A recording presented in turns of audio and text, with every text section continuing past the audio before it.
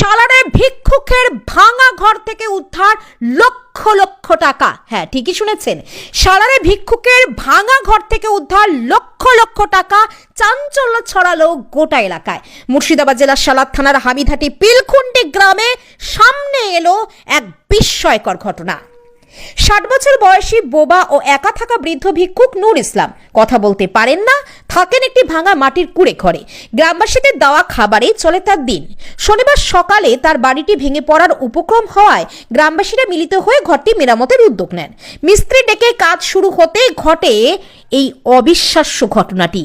বৃদ্ধের কুড়ে ঘর থেকে বেরিয়ে আসে বস্তা বস্তা টাকা।